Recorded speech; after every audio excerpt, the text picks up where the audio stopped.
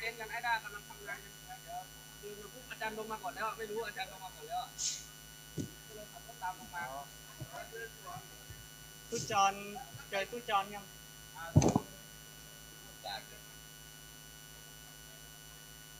ฮะอยู่ที่ธรรมสถานนั่นแหละอ๋อลองเรียกแกอยู่แกอยู่แถวๆนั้นแหละเดี๋ยวโจรอแถวนั้นแหละเดี๋ยวอยู่ข้างหน้าประตูอยู่หน้าครูอาจารย์ทศกรแล้วกันแถวๆนั้นหน้าครูอาจารย์ทศกรอยู่แถวธรรมสถานน่ะหน้าครูอาจารย์ทศกรเรือฮัลโหลโลดึก2 3ทดสอบ1 2 3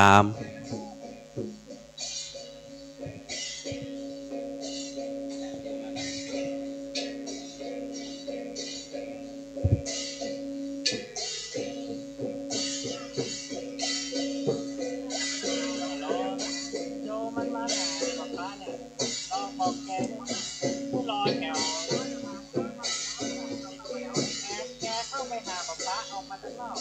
รอตั้งแถวเรือนะ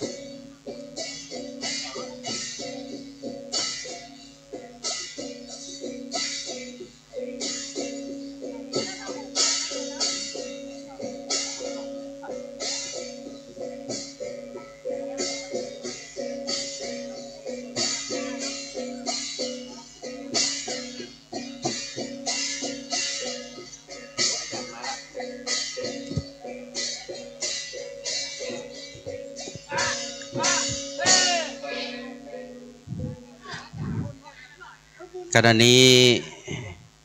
พระสงฆ์องค์ข้าเจ้านะครับนำโดยท่านอาจารย์พระครูสมุวิสุวัตรวรกิจโจท่านเจ้าอาวาสวัดฝ่ายหินก็ได้เดินทางมาณสถานที่แห่งนี้แล้วนะครับวันนี้ก็ถือว่าเป็นวันอันเป็นมังคละมงคลนะครับเป็นวันที่ชุมชนบ้านฝ่ายหินได้ทำบุญสืบชะตาบ้านลดเคราะห์วิบากทั้งหลายทั้งมวลนะครับที่ได้เคยอาจจะมาถูกต้องตนตัวแห่งเจ้าก็เงามูลศรัทธานะครับบาปอันเป็นสุภเคราะห์ก็ดีนะครับที่มาถูกต้องตนตัวนะครับวันนี้ก็ได้กราบอาราธนานิมนต์ตั้งพระเจ้าพระสงฆ์ได้มาทำบุญนะครับเรียกว่ามาส่งเคราะห์นะครับส่งเคราะห์ส่งนามหับจกหับใจนะครับก็ตั้งศรัทธาบ้านไฟหินเฮาก็ดีตลอดจนถึงบุคคลนะครับพุทธศาสนิกชนที่อยู่ใกล้ๆณสถานที่แห่งนี้นะครับก็สามารถที่จะมาร่วมในการประกอบพิธีกรรมในคราวครั้งนี้ได้นะครับเพราะว่าทุกครั้งนะครับปีหนึ่งจะทำ1 ครั้งนะครับเพราะเป็นการในประเพณีปีใหม่เมืองเฮานะครับจะเป็นการทรงเคราะห์นะครับเป็นคงเคราะห์ชะตานะครับเคราะห์ที่มาถูกต้องตนตัวนะครับวันนี้ก็ได้รับความเมตตาจากพระสงฆ์องค์ข้าเจ้าที่จำพรรษาอยู่ในวัดฝ่ายหินนะครับท่านก็ได้มีธรรมเมตตาที่จะมาสวดปัดเคราะห์ปัดนามฮือเฮานะครับได้มีโจกมีใจซึ่งวันนี้บางคนอาจจะผิดหวังไปรอไว้งวดหน้านะครับออกอยู่ขั้นนะ79นะครับซ้ำไปก็ซ้ำมา7997นี่นะครับวิทย์ไปก็วิทย์มาพอบแปะแล้วครับงวดหน้าเอาใหม่เราต้องชนะหลายรอบนะครับถ้าเกิดว่าถึงเวลาอันเหมาะสมสมควรแล้วนะครับคงมีใครแล้วก็ครับหรือว่ารอแหมสักกั๊มหนึ่งครับครับ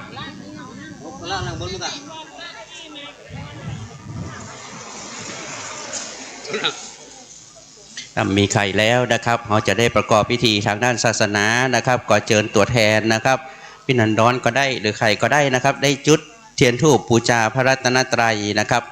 ขอทุกท่านตั้งใจพนมมือขึ้นนะครับ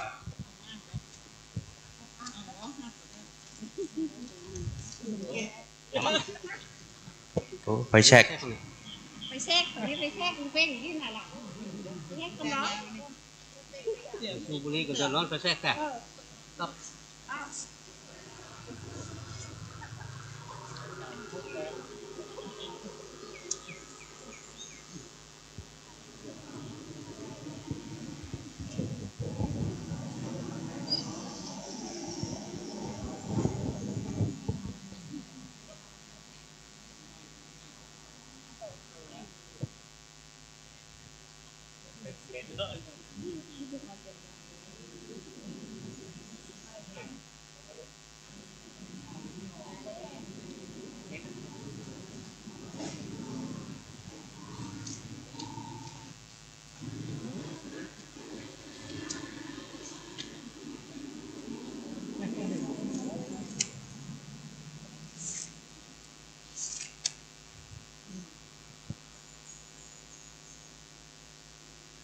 ก็ทุกท่านตั้งใจนะครับเราจะได้ไหว้พระสมทานเบญจศีลเป็นลำดับต่อไปนะครับ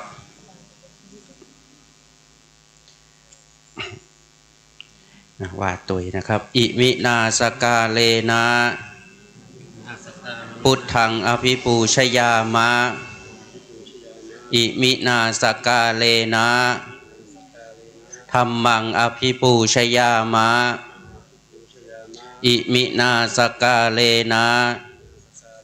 สังฆังอภิปูชยามะอะระหังสัมมาสัมพุทโธภควา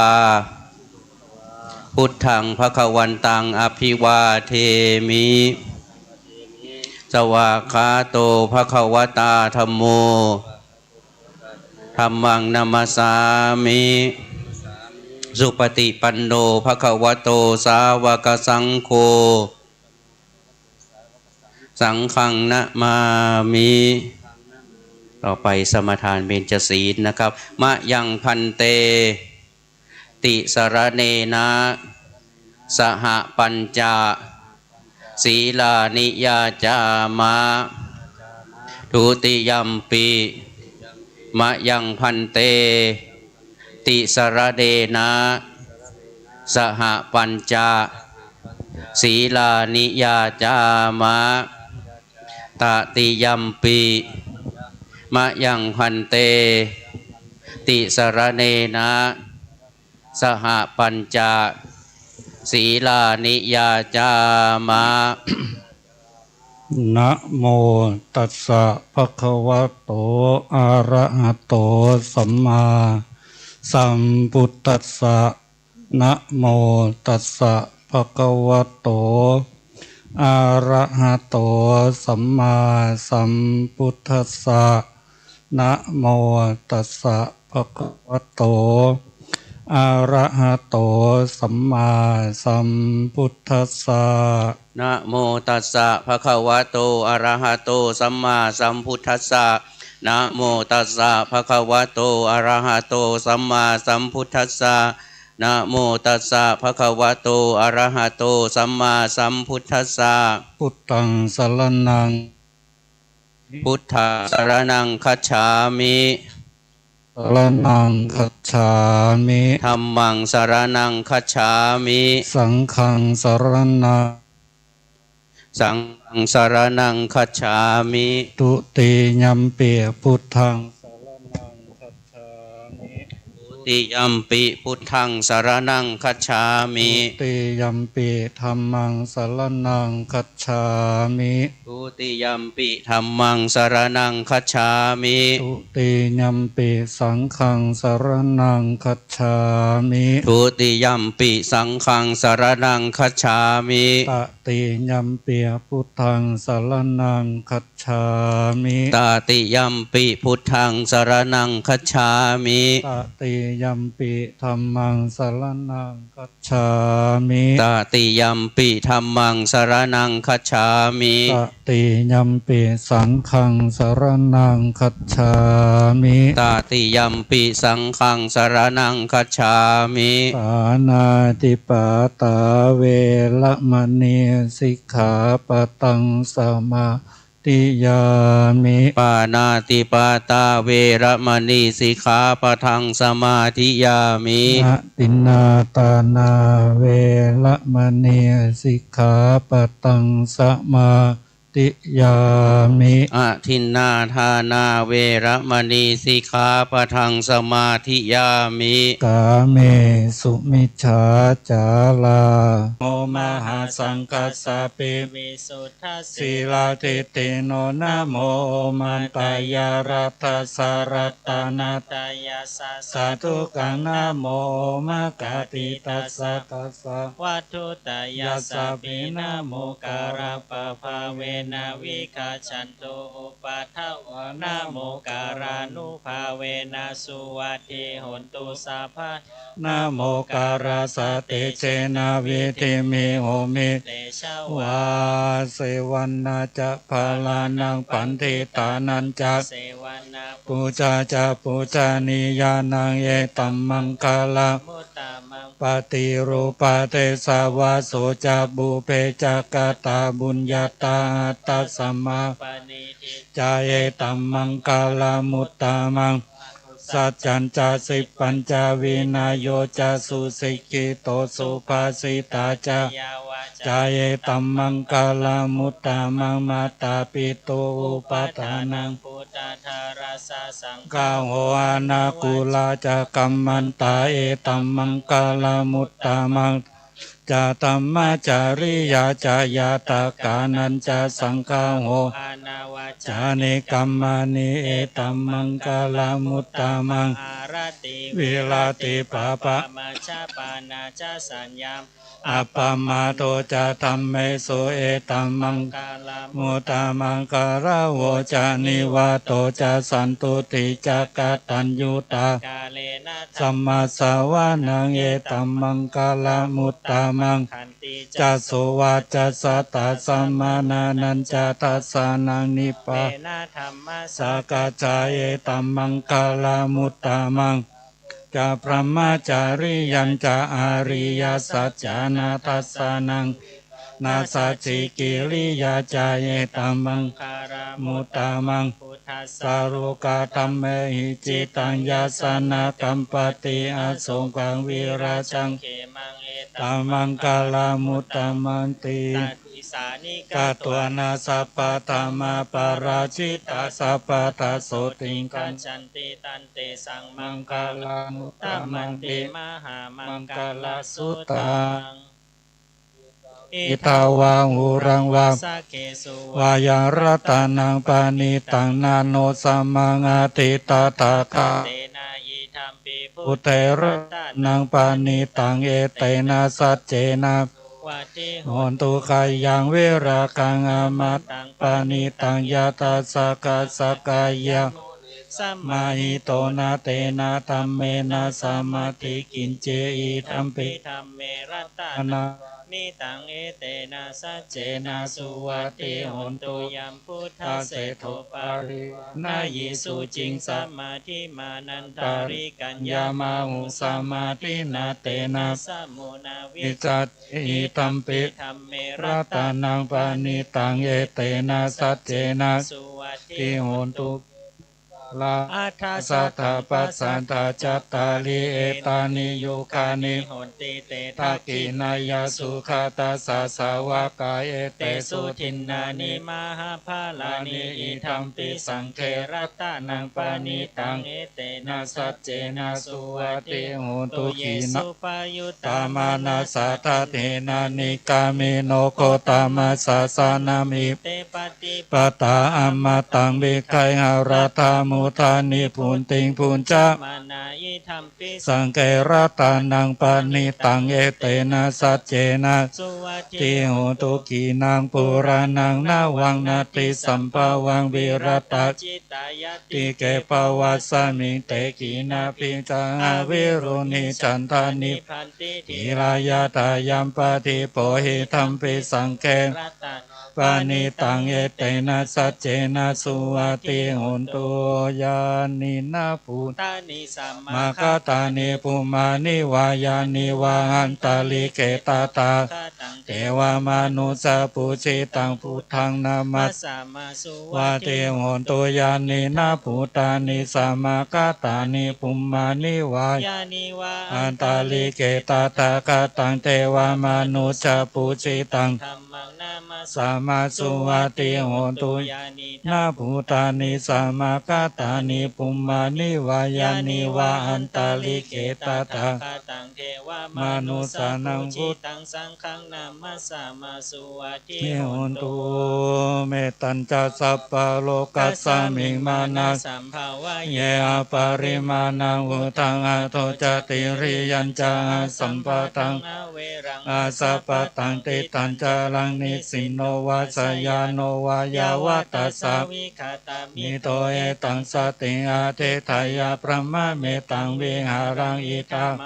ทิฏฐิ อิจานุปกรรมศีลวาทัสสะเนนะสัมปันโนกาเมสุ วินัยเข เอตังนาหิจาตุขัปปัสสะยังปุณณเร ติติ การณียเมตตาสุตตังอัปปมาโนพุทโธ อั อั ป ป ป ปะ มาโนธรรม โมอัปปมาโนสังโฆปมานาวันตานิสิริสาปานิ อาหิเวชิ สิกาสัตตาปฏิอุณนานาปิสารภูมุสิกากตาเมราคา กตาเม ปาริตาปฏิกรรมันตุปุตานิโสหังนะโมภะคะวะโต นะโมสัตตัน นะสัมมาสัมพุทธานาเยติปิโสภะคะวัง อะ อะ ระ ระ หั หั ง ง สั สั ม ม มา มา สัมพุทโธ วิ วิ จาจารณะสัมปันโนสุขโตโลกวิทู อ อ นุ นุ ตตโรปุริส ตตัม มา มา สา สา รา รา ธิ ธิ สั สั ท ท ธา ธา เท เท วาว าม มา นุ นุ ส สานังพุทโธภา ภะ คะ คะ วะ วะ ติ ติ ส ส วาว าก า ขา โต โต ภะ ภะ คะ คะ วะ วะตาธัมโมสันติติโก อากาลิก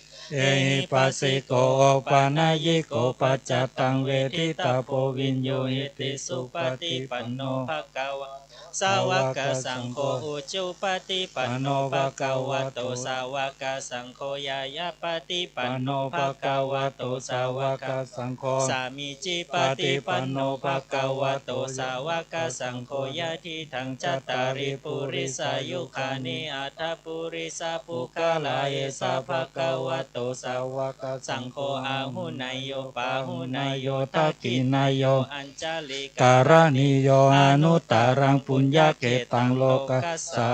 ติปะหุงสังหัสสมามินิมิตา สาวุทัน ตังกริเมกาลังอุติตาโกรัสสะเสนามาลังทานาทิธรรมวิตินาจิ จิ ต ต ตา ตาว า ามุนินโทตันเตชะสาภวะตุเตชะยามังคารานิมาราติ เร เร กามามิโยจิตาสัพพารติงโกรัมปา นา นา ราวากามคามทัทายาขั ขั ง งคันติสุตันตวิตินาจิตตาวามุนินโทตั ตั น น เต เต ชะ ชะ สา สา ภ ภ ว วะ ตุ ตุ เต เตชะยามังคาลานินาลาคิเล ลิง กาก า จา จาว า า ลั ลั ง ง อา อา ติ ติ มั มั ต ต ตา ตา ภู ภู ตั ตั ง ง ทาวทาาว า กิ กิ จ จ ก ก ร ร ร ร ม ม สั สั น น นิ นิ ว วา สุ สุ ทา ทา รุ รุ นั นั น น ตังเมตัมภูเสกาวิตินาชิตา ตาว า า มุ มุ นิ นิ น น โท โท ตั ตั น น เต เต ชะ ชะ สา สา ภ ภ ว ว เตจายะมังคาลานิอุกิตา ตา คา คา คา คา มา มา ติ ติ หั หั ต ต ถา ถา สุ สุ ทา ทา รุ รุ นั นั น น ตังทาวันติโยชนะปะทังภูลิมาลา ลา วั วัน นตัง อิ อิ ติ ติ ปิ ปิ สั สั ง ง ค คา ตา ตาม มโนชิตาวามุนินโทตันเตชะสาภวะตุเต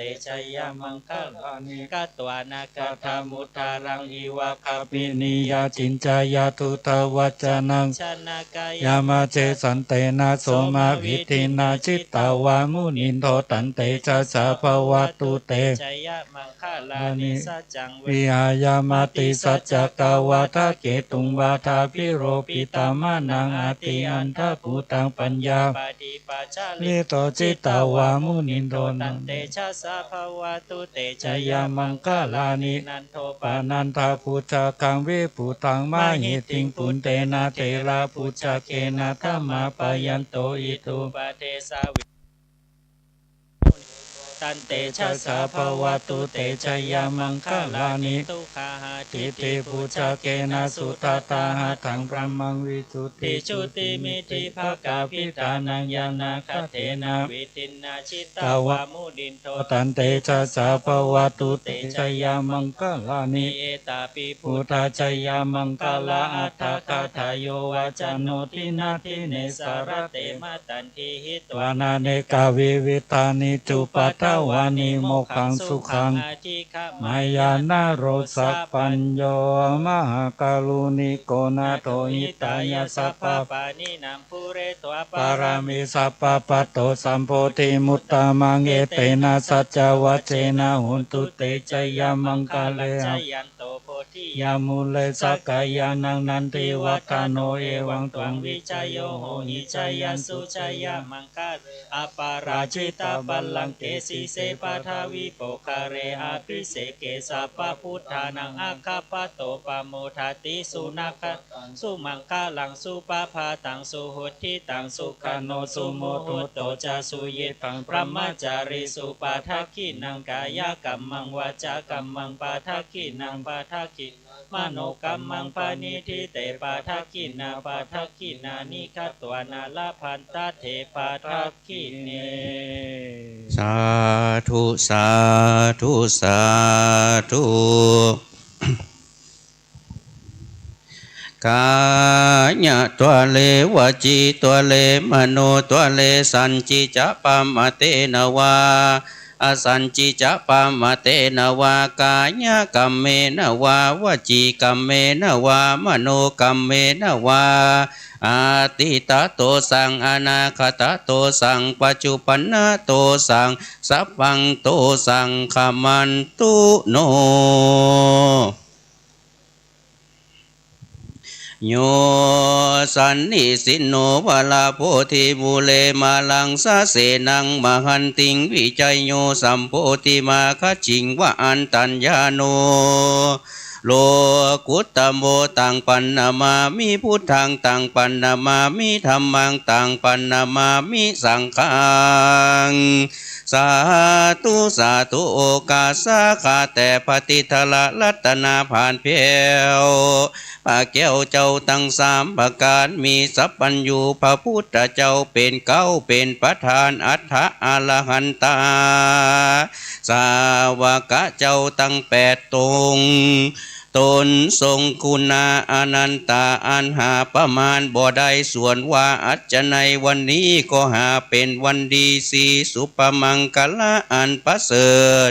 ล้ำเลิศยิ่งกว่าวันและยามตั้งหลายบัดนี้ไม่มีคณะศรัทธาผู้ข้าตั้งหลายนำโดยผู้ใหญ่บ้านฝ่ายหินบ้านเชิงดอยกับตั้งลูกบ้านจุผู้จุคนกับอันเป็นเจ้าของเสื้อและเจ้าของผ้าก็มาเล็งหันยังข้อปีข้อเดือนข้อวันข้อยามข้อ30อยู่ปลายนาข้อ50อยู่ปลายหลังอันจักมาถูกต้องปองลักขณายังวัลสัตตะรัตตาแห่งตนตัวมูลสัทธาเมื่อหลับเมื่อตื่นเมื่อยืนเมื่อเตี้ยวเมื่อยืมเดินนั่งเมื่อวันและเมื่อคืนอันจริงจักได้มวลมาตกน้อมนำมายังของปูจายังปฏิบสีสายกีฬานาปัจจัยมาทะปนาตั้งไว้ไกมุขขีตาธนาปัตตาแห่งพระรัตนาเจ้าแก้วตั้งสามประการเพื่อจักหามเสียยังอุปัฏฐวะกังวลอันตรายตั้งหลายตั้งมวลนั้นจุงจักมีเตี้ยงแต่ดีลีบัดนี้ก็เป็นการอันควรงามยามจื่นจ้อยผู้ข้าน้อยก็ขอยืนยอถวายขออังคาดอาราธนาพระรัตนตรัยเจ้าตั้งกามประการ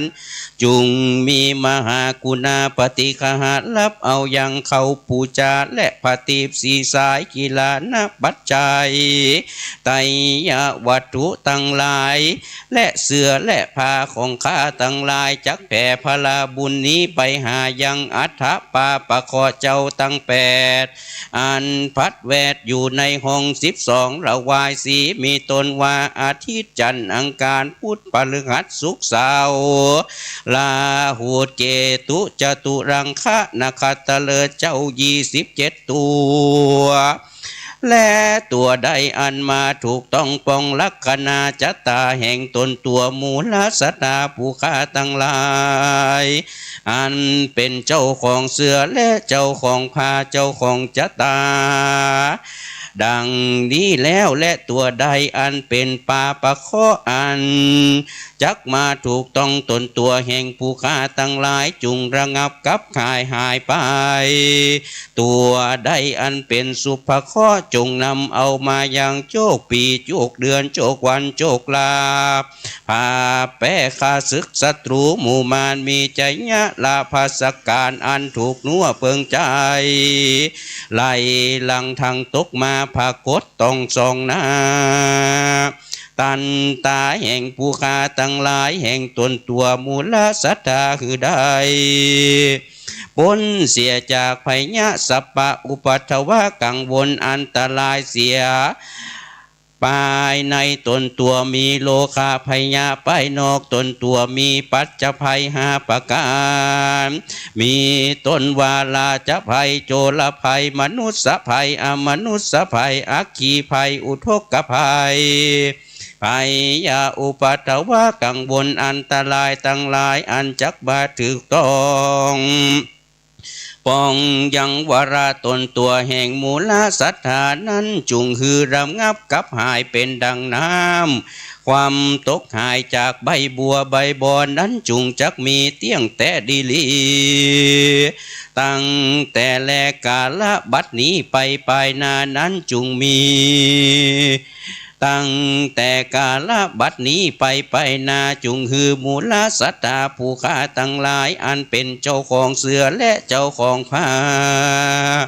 ประกอบไปด้วยทีฆาอายุวันนาสุขะพละปฏิภาณอโรคยะมีธรรมจำเริญยังวรพระพุทธศาสนาไปใจอย่าได้กาเตียงแต่ดีลีด้วยมีแต่แลกาลวัจนะเจ้าทั้งหลายผูงมาเป็นแล้วในตีฆากาลปังก่อนนั้นจึงได้ตกแต่งโน้มนำมาอย่างเข้าปูจาลดข้อและผตีบเตียนสีสายมาทะปนาถวายแก่พระแก้วเจ้าทั้งสามประการหันมีสภาวะเป็นสันนี้ก็จุงฮือมูลสัทธาผู้ฆ่าทั้งหลายพ้นเสียแจกภัยยะอันตรา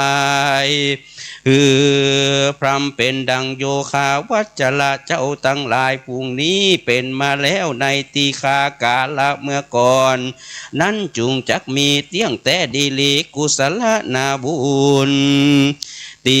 สัตตะละวายสีเยืองนี้มีน้อยมากผู้ฆ่าทั้งหลายหากได้กระทำแล้วซ้ำจักอุทิศภายแผ่นาบุญไปหายังเทวบุตรเทวดาทั้งหลายไม่มีเทวบุตรเทวดาอันอยู่รักษาพระพุทธศาสนานี้เป็นเก้าและเทวดารักษาขอบเขตขันธสีมาบ้านเมืองควายเทวดาอันรักษาบ้านเมืองหมู่บ้านฝ่ายหินตีนี้ตนรักษาเนื้อและรักษาตนตัวไปก่อนหน้าและตามหลังคือว่าภูมิเทวดาลูกขเทวดาอากาศเทวดาพญาอินพญาพรหมพญายมอลาดเต้าจตุโลกบาลตั้งสีแม่นางธรณีสีขุตะอามาตนจำบุญและจำบาปตนจำน้ำญาติหมายตานจุงมาเขียนเอาลายหมายเอาจือใส่ไว้ยังสุวรรณปัตตาลาบเงินและลาบคำจำจือไว้เมื่อใดมูลสัทธาผู้ฆ่าทั้งหลายมั่งปัจจขันปายนาแต่มรณธรรมจุงจักนำเอายังขันธสันตระแห่งตนตัวมูลสัทธาคือใดไปหลอดวายหน้าแก้วยอดเนลปานั้นจุงจักมีเตี้ยงแต่ดีลีสัพพิติโยวิวัจจันตุสัพพโลโกวินาสันตุมาเตภวะตวันตลายโยสุขีติกายุโกภวะอภิวาตานาสีลิสนิจังบุตตาปัจจายโนจัตตาโลธรรมาวัฏันตุอายุวันโนสุขังปะลั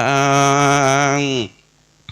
ต่อไปทุกท่านได้ตั้งนะโมพร้อมกัน3จบนะครับนะโมตัสสะภะคะวะโตอะระหะโตสัมมาสัมพุทธัสสะนะโมตัสสะภะคะวะโตอะระหะโตสัมมาสัมพุทธัสสะ นะโมตัสสะภะคะวะโตอะระหะโตสัมมาสัมพุทธัสสะอิมานิมะยังพันเตสังฆทานานิ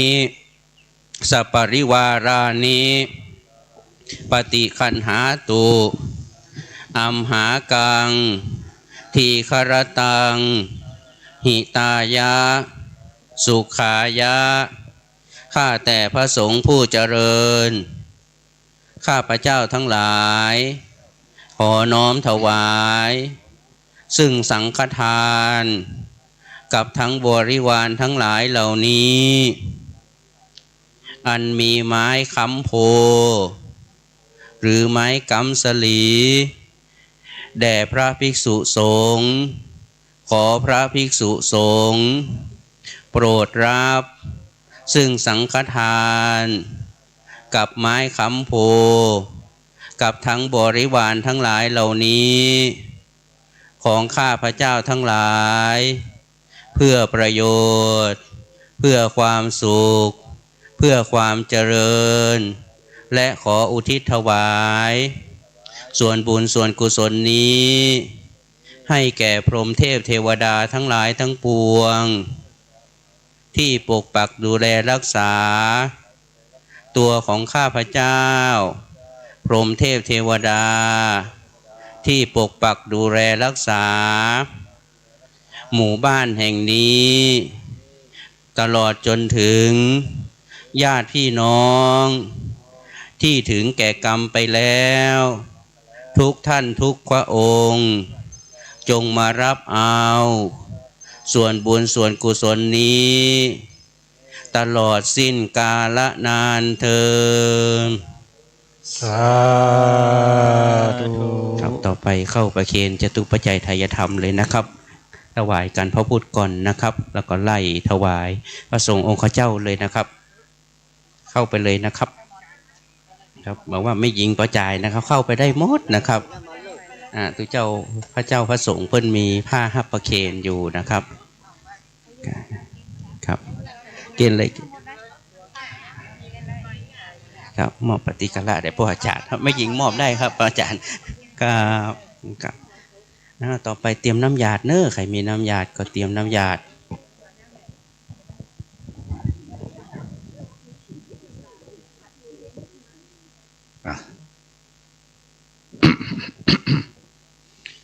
ยะถา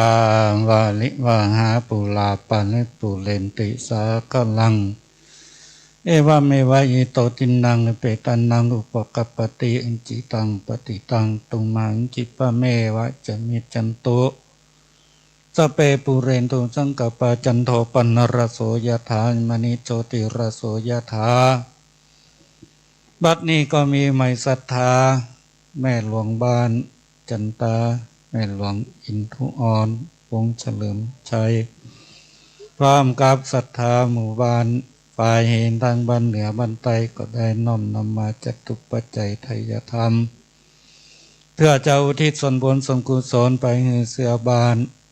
เจ้าที่เจ้าตางสัมภเวสีตั้งมวลนี้อยู่ที่ไหนถ้าได้ยินเสียงนี้แล้วก็ขอให้มาหับส่วนบุญส่วนกุศลจากคณะหมู่ศรัทธาหมู่บ้านเหนือบ้านใต้ของวัดฝ่ายหินทุกคู่ทุกคนนั่นถ้าอยู่ติดทุกข์ก็ขอให้พ้นจากทุกข์ถ้าอยู่ติดสุขแล้วก็ขอให้มีความสุขยิ่งขึ้นไป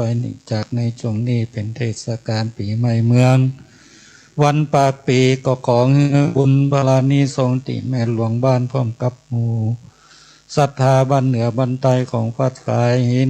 ทุกคนได้ทำในวันนี้ให้มีความสุขความเจริญปราศจากโรคภัยไข้เจ็บต่างๆนานาทั้งหมดทั้งหลายอย่าได้มาแบ่งปันทุกคนและก็ขอให้มีอายุมั่นขวัญยืนตามภาษาบาลีติพระพุทธเจ้าได้เทศนาไว้ว่าอายัญจักโขตักกีนาตินนาติตาติงกาลตังหิตายาสาธานาโสอุปกัปปติโสยติธัมโมจะอายังนิทัสสิโตเปตานากาตาอุลาลาปาลัญจะภิกขุนามานุปะทินัง ยังปะสุตังอนัปปกันติอายุวัตตะโกตันนวัตตะโกสิริวัตตะโกโกปาลาวัตตะโกวันนาวัตตะโกสุขวัตตะโปโหตุสัพพะตาทุกขโลกปัญญาสันตุจุปัตตวะอเนกาอันตรายาปิวินัสสันตุจเตจะจญาสิติตานัง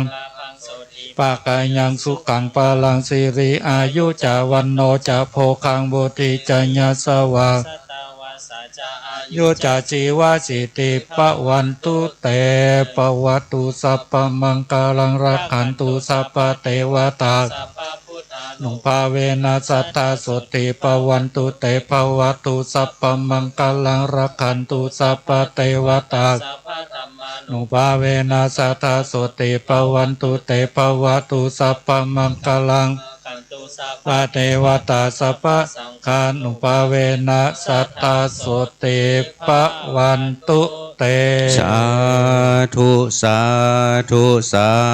ธุหาพรเฉพาะอาจารย์นะครับอภิวาทนาสีลิสนิจังพุทธาปจายโนจัตตารโอธรรมาวัฏันตุอายุวันโดสุขังพระลังต่อไปกวดน้ำหมายตาลนะครับอิตังตานากัมมังนิปานาปัจจายโยโหนตุโนนิจังอิตังศีลากัมมังนิปานาปัจจายโยโนนิจังอิตังภาวนากัมมังนิปานาปัจจายโยโหนตุโนนิจังยังกินจิกุสลังกัตตาพังกัมมังหิกาเตหิกาตังปุญญังโนอนุโมทันตุสุนันตุพนโตเยเตวะอาสามิงทาเนอาทิคาตาติกายุกาสัตตาหุนตุสัพพสัตตานังสุขีอาตานังปาลิหาลันตุมาตาปิตาสุขีตาหุนตุทุกขา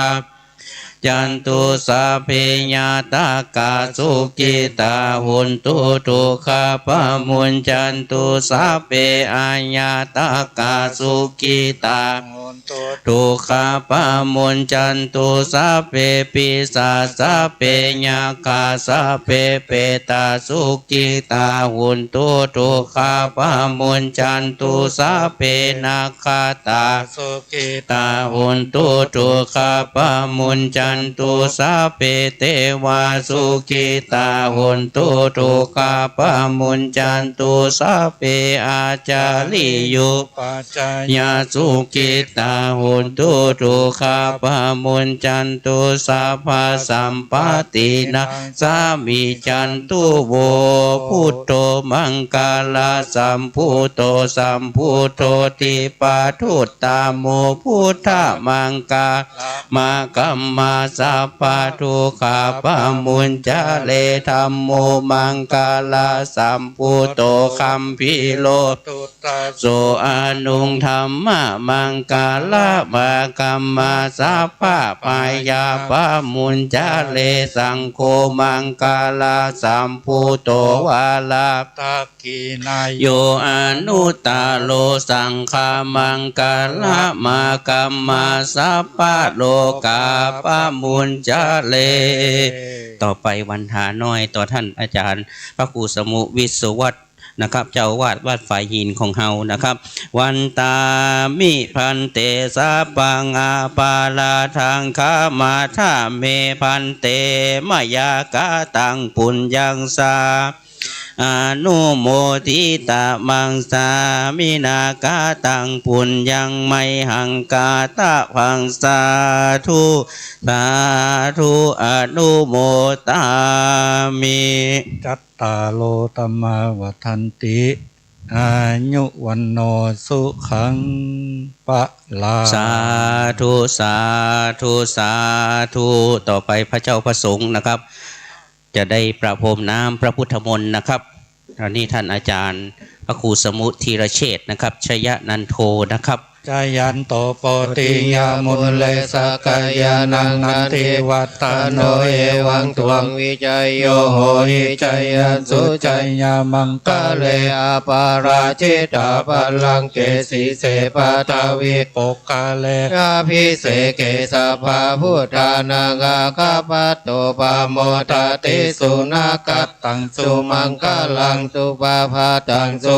ติตังสุขาโนสุโมโหโตจะสุยิทังภมจาริสุปาทากินังกายกัมมังวาจากัมมังปาทากินังปาทากินังมโนกัมมังปานิติเตปาทากินาปาทากินานิกัตวานาลาพันตเตปาทากิเน